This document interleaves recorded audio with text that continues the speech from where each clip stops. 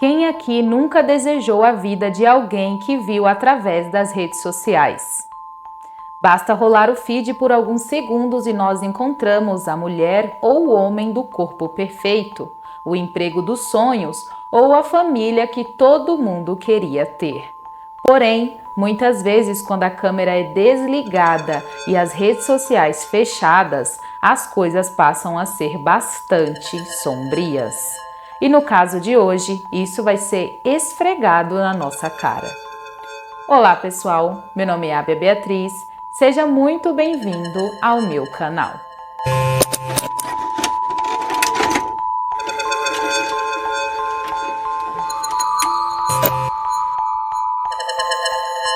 Antes de começar o caso de hoje, eu vou pedir para você que aí não é inscrito ainda aqui no meu canal, não esquecer de se inscrever e clicar no sininho para ficar por dentro dos próximos vídeos que sair por aqui. Também não esqueça de deixar o seu like nesse vídeo, isso é muito importante para mim porque ajuda aqui no crescimento do meu canal, porque o YouTube entende que o meu conteúdo está sendo interessante para você, de certa forma. Bom, sem mais enrolar, vamos lá para o caso de hoje. Sarah Margaret nasceu em abril de 1979. Ela era a filha mais velha de outros 3 irmãos e era considerada uma jovem bem reservada, sendo mais na dela, além de ser super responsável. E quando ela terminou os estudos e foi para a faculdade, ela decidiu estudar educação primária voltada para o público infantil e o foco dela era a educação especial. Então, nesse ano de faculdade, ela acaba conhecendo a Jennifer, que também tinha nascido em 79 e era também a mais velha de 2 irmãos. A Jennifer já era totalmente diferente da Sarah, ela era muito falante, sociável, gostava de curtir a vida, além de ser uma pessoa muito confiante e engraçada. Ela também podia ser facilmente descrita como uma pessoa que defendia o seu ponto de vista, sabe? Tipo, não abria mão do que ela achava ser correto para ela. Na adolescência da Jennifer, ela era bem cabeça dura e acabou discutindo bastante com a mãe dela. Os pais eram divorciados, então ela morava com a mãe e esses conflitos acabaram chegando num ponto em que a mãe decidiu mandar ela ir morar com o pai dela. Porém, quando chegou lá, a Jennifer continuou com o mesmo tipo de comportamento. Ela não obedecia às regras que o pai dava para ela, continuava fazendo o que bem queria. E por isso, quando ela tinha 14 anos, o pai já não aguentava mais e devolveu ela para morar com a mãe novamente. Então, como vocês podem ver, diferente da Sarah, a Jennifer já teve, assim, no início da adolescência, uma coisa bem conturbada, o típico adolescente rebelde. O fato é que as duas acabaram se conhecendo na universidade, porque a Sarah também estava cursando curso voltado para a educação infantil, e quando as duas se conheceram, elas acabaram se atraindo uma pela outra amorosamente e logo em seguida já iniciaram um relacionamento. Porém, elas decidiram que não iam revelar isso para outras pessoas porque elas consideravam o ambiente da faculdade um pouco hostil quando o quesito era relacionamento homoafetivo.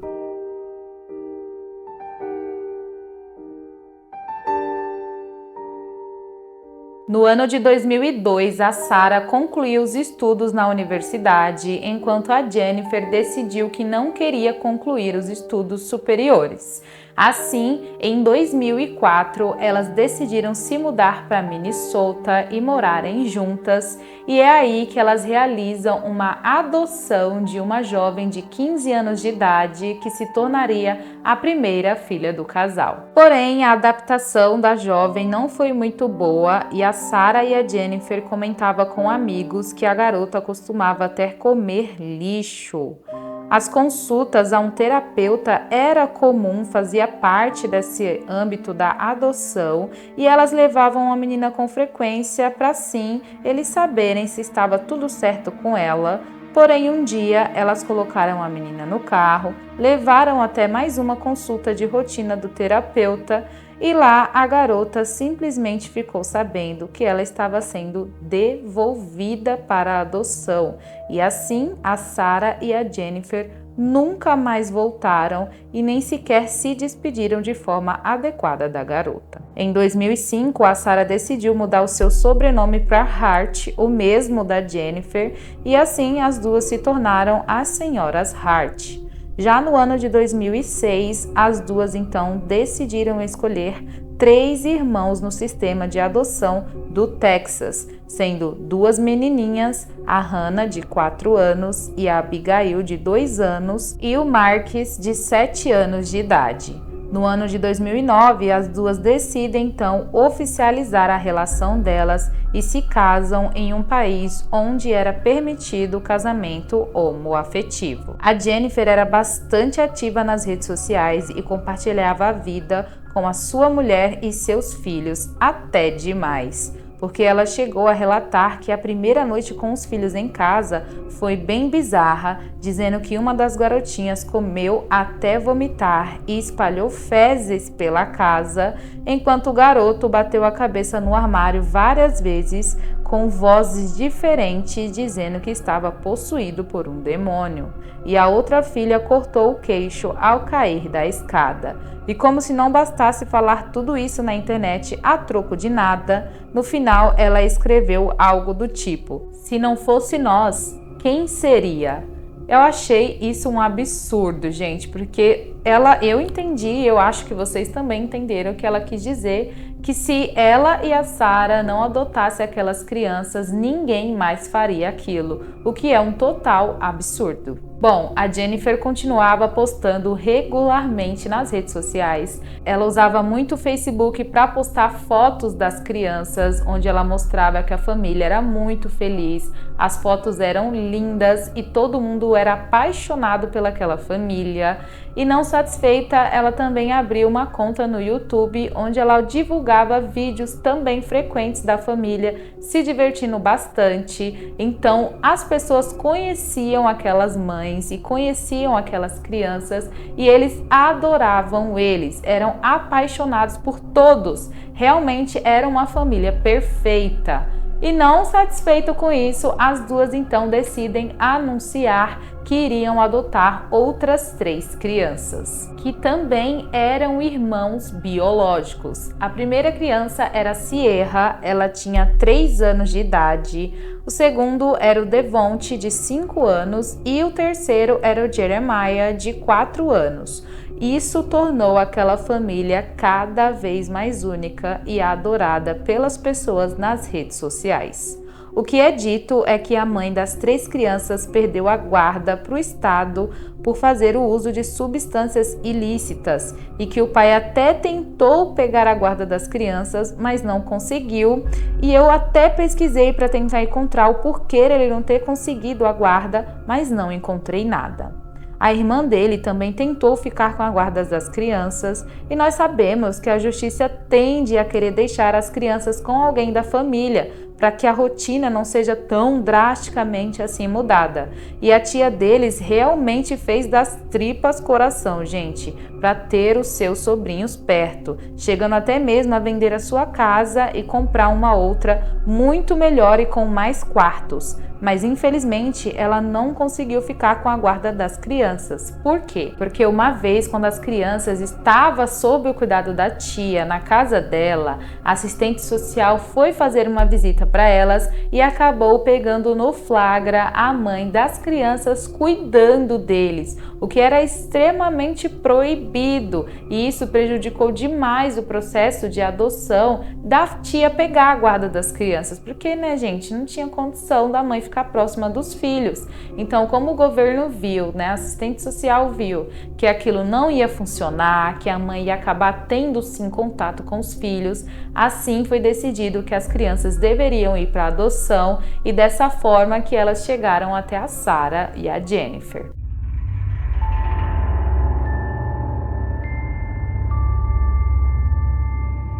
No ano de 2008, já começa a ser percebido que de perfeito naquela família não tinha nada, pois a Hannah, que tinha 6 anos de idade na época, acabou sendo vista pela professora sem roupas e ela notou que a criança estava cheia de hematomas espalhados pelo corpo inteirinho. É claro que a professora conversou com a garotinha e perguntou para ela o que tinha acontecido, e ela já espontaneamente falou que a sua mãe Jennifer que tinha feito isso com ela usando um cinto. A professora imediatamente entrou em contato com o serviço de assistência social e a polícia entrou na jogada, indo até a casa das mães das crianças. Chegando lá, elas desconversaram e disseram que a menina tinha caído da escada e, por ser muito pequena, ela acabou confundindo as coisas e contando aquilo para os policiais. Apenas 2 meses depois, elas tiraram as crianças dessa escola e colocaram em outra escola. Agora chega o ano de 2010 e mais uma vez acontece a mesma situação, só que agora com a Abigail, que também tinha 6 anos na época dos fatos.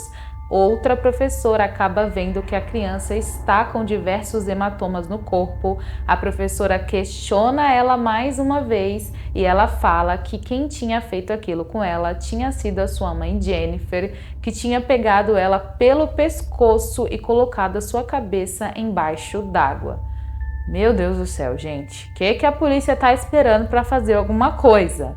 Enfim, a polícia vai até a casa das mães de novo e lá, quando questionadas, mais uma vez, elas tentam engabelar os policiais, contar uma história meio michuruca e as crianças então são entrevistadas separadamente e todas elas, gente, sem exceção, falam que eram castigadas severamente com surras pelas mães quando elas faziam qualquer coisa que elas duas julgavam não ser certo, além também de serem punidas ficando muito tempo sem comer. E mais uma vez, quando as mães foram confrontadas, agora a situação foi um pouco diferente, porque a Jennifer afirmou que quem fazia tudo aquilo com as crianças era a Sarah. E pasmem, a Sarah simplesmente assumiu a culpa e falou que sim, que era ela que fazia aquilo com as crianças. Então ela acabou sendo presa, pagou uma fiança e depois ficou em liberdade condicional. O que todos comentaram que era muito esquisito era que a Sarah era a pessoa que trabalhava fora, enquanto a Jennifer era responsável por cuidar das crianças o tempo inteiro. E a Sarah saía cedo e chegava tarde. Então ficou esse questionamento: como que ela conseguia fazer aquilo tudo com as crianças se mal ela tinha tempo para ficar com elas? Acredita-se que a Sarah acabou sendo manipulada pela Jennifer e confessando aquilo para livrar a Jennifer de sofrer qualquer coisa ou ser presa pela polícia. Assim que a pena de liberdade condicional da Sarah acabou, a família fez as malas, colocou em um carro e foram embora para o Oregon. Tudo isso em 2013. Eles então viviam em uma casa alugada que era assim de um tamanho até bacana para aquela família e criavam até mesmo animaizinhos, como se fosse uma espécie de mini fazenda, sabe? Todo mundo ali na cidade já acabou conhecendo aquela família, aquelas 2 mães de 6 crianças, e elas também frequentavam festivais, iam para bastante eventos ali da comunidade, e todo mundo relatava que via as crianças sempre sorrindo, dançando, que elas demonstravam que eram bastante felizes. Gente, sério, virou o xodó assim da cidade. Todo mundo adorava aquelas crianças. E a Jennifer continuava 100% ativa nas redes sociais, postando fotos e no YouTube postando vídeos das crianças dançando e cantando, sempre muito felizes. Porém, dentro de casa, as coisas não mudaram em nada. Pelo contrário, ficaram muito pior, porque as crianças começaram a dizer na escola que estavam com muita fome e alguns coleguinhas que levavam lanche chegavam até mesmo a dividir esse lanche com as crianças. Os professores já estavam assim saturados de denunciar, porque parecia que quanto mais eles denunciavam, mais as crianças eram maltratadas. Eles também perceberam que elas eram muito magras e frágeis, e mais tarde foi descoberto que o peso e a estatura delas estavam muito abaixo da idade de cada uma. Toda vez que era feita uma denúncia e as duas mães eram questionadas, elas sempre ficavam com raiva e diziam que as crianças estavam falando aquilo para prejudicar elas e fazer birra de alguma forma. E quando também os vizinhos e alguma pessoa próxima denunciava, elas diziam para a polícia que estavam sendo perseguidas por se tratarem de um casal homoafetivo, o que não tinha cabimento nenhum e não fazia o menor sentido, porque familiares e amigos que eram muito próximos delas acabaram dizendo que presenciaram uma situação que deixava claro que aquele ambiente não era bom para aquelas crianças. Um dia, a Sarah e a Jennifer decidiram comprar uma pizza e elas deram somente um pedaço para cada uma das crianças. Então, elas subiram e foram dormir. Porém, no outro dia, quando elas acordaram, elas viram que tinha sido comido mais pedaços de pizzas. E logo elas descobriram que tinha sido sim as crianças que tinham comido. Por isso, elas foram punidas, ficando sem comer por horas, e também elas não podiam levantar da cama por no mínimo 5 horas. A polícia dizia estar investigando o caso e conforme as investigações evoluíam, eles diziam que não tinham qualquer prova de que aquelas crianças estavam sofrendo qualquer coisa dentro daquela casa e por isso as crianças permaneciam morando com aquelas mulheres. Quando o círculo começou a fechar cada vez mais e as moças começaram a se sentir encurraladas, mais uma vez elas fazem as malas e se mudam para outro lugar no ano de 2017. Agora, esse lugar que elas viviam com as crianças era um pouco mais isolado e tinha muito mais cara de uma mini fazendinha, e o vizinho mais próximo era até uma certa distância considerável. Elas também decidiram tirar as crianças da escola, elas iam educar elas dentro de casa. O que era muito pior, porque agora a Sarah e a Jennifer tinham total controle sobre tudo. Como infelizmente era esperado, em março de 2017, um vizinho ali próximo da família liga para a polícia e diz que acredita que as crianças que moram naquela casa não eram bem tratadas. Eles viram uma menina de 12 anos de idade que mais parecia ter 7 anos. Então, em agosto de 2017, a Hannah, que tinha 14 anos de idade na época dos fatos, pulou a janela do segundo andar da família e correu o mais rápido que pôde para o vizinho mais próximo. Lá, ela bateu desesperadamente na porta e quando o vizinho abriu, ela pediu para entrar, pedindo por ajuda. O vizinho então deixou que a Hannah entrasse e lá ela implorou que não fosse falado para suas mães que ela estava ali e ela só pedia por ajuda. Gente, socorro era o que ela queria. O vizinho então decidiu ligar para as mães dela e informou que a menina estava lá.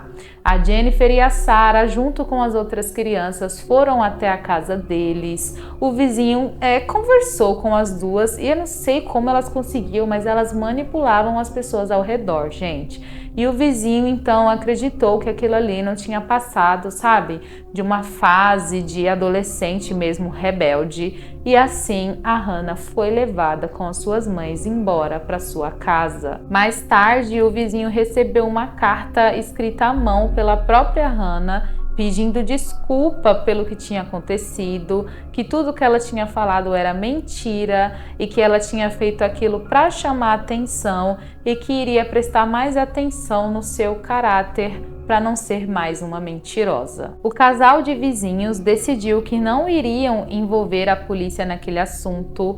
Basicamente, o que eles falaram é que eles não queriam se envolver naquilo, literalmente, né, deixando as crianças para lá. Mas o pai dessa vizinha, quando soube daquela história, ele ficou extremamente preocupado com aquelas 6 crianças e ele decidiu sim ligar para a polícia e contar tudo que estava acontecendo. Ele falou que aquela família era muito esquisita, que as crianças mal eram vistas do lado de fora e quando eram vistas elas sempre estavam fazendo uma espécie de fila e que também as cortinas estavam sempre fechadas. Ele também falou sobre as crianças serem bastante magras e contou que não conseguia nem dormir há 4 noites depois do ocorrido da Hannah, imaginando o que estava acontecendo com aquelas crianças dentro daquela casa. E no fim, ele deixou bem claro que sentia que algo terrível podia acontecer se nada fosse feito. Algum tempo depois, o casal de vizinhos afirmou que as crianças passaram a ir até a casa deles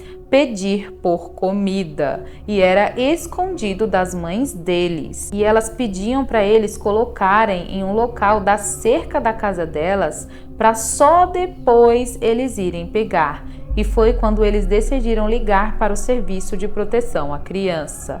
O Serviço de Proteção à Criança relatou que foi até a casa da família, mas ninguém foi encontrado. Eles bateram na porta diversas vezes, ninguém saiu e basicamente, gente, ficou por isso mesmo. No ano de 2018, eles até tentaram checar se estava tudo bem ali com as crianças mais uma vez, porém, de novo, eles não foram atendidos na porta e basicamente ficou por isso mesmo, porque eles nunca mais voltaram. Um belo dia, então, a família é vista colocando malas dentro de um carro, as crianças são colocadas nesse carro e partem. Elas dizem que era uma viagem que eles iam fazer para a Califórnia, então tudo bem, era uma coisa assim comum da família mesmo.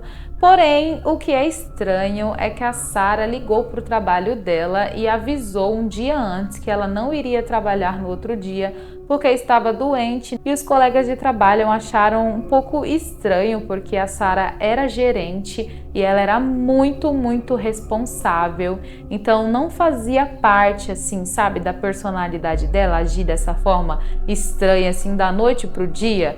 Então eles ficaram um pouco com a pulga atrás da orelha, mas tudo bem, às vezes acontece, né, da pessoa ficar doente, então o dia seguiu. Porém, as coisas começaram a ficar estranhas quando a Sarah não respondia mais mensagens e também não atendia o telefone. E quando chegou os outros dias de trabalho, ela não compareceu mais no emprego. No dia 26 de março de 2018, um turista da Alemanha estava na Califórnia com alguns amigos e ele viu um penhasco de frente para o mar e decidiu tirar uma foto porque o dia estava perfeito. Porém, quando o homem olhou para baixo, ele viu um carro capotado em cima de algumas rochas que tinha ali na praia.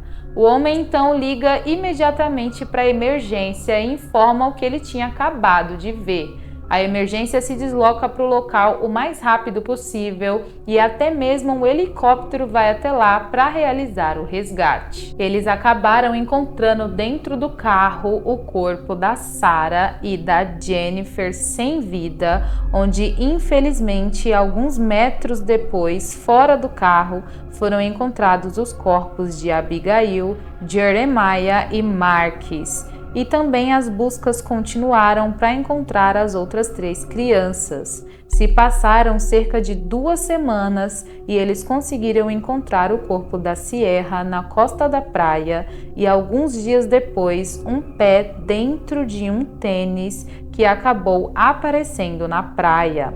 Quando realizaram DNA, eles descobriram que era a Hannah, aquela mesma criança de 14 anos que foi até o vizinho pedir ajuda. Infelizmente, o corpo do Devonte nunca foi encontrado, mas devido às circunstâncias, ele foi declarado morto. As investigações tiveram início e logo os policiais perceberam que na estrada onde o carro passou em direção ao penhasco não tinha qualquer sinal de que a motorista tenha tentado frear de alguma forma. E também, ao acessar o computador do veículo, foi descoberto que ele estava em uma velocidade bem alta quando caiu do penhasco. Eles também viram as pesquisas realizadas no celular da Sarah, e ela tinha pesquisado coisas como quantidade letal de miligramas de um medicamento que era sedativo. Ela também pesquisou se a morte por afogamento era de certa forma indolor, além de quanto tempo se levava para morrer de hipotermia enquanto se afogava.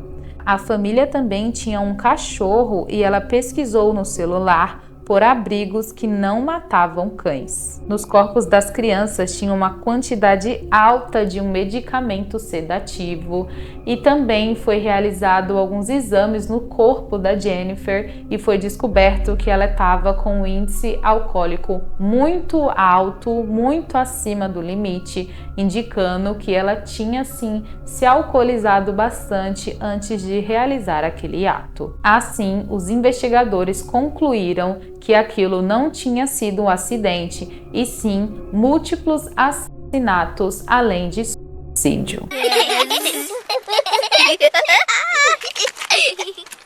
There's something else.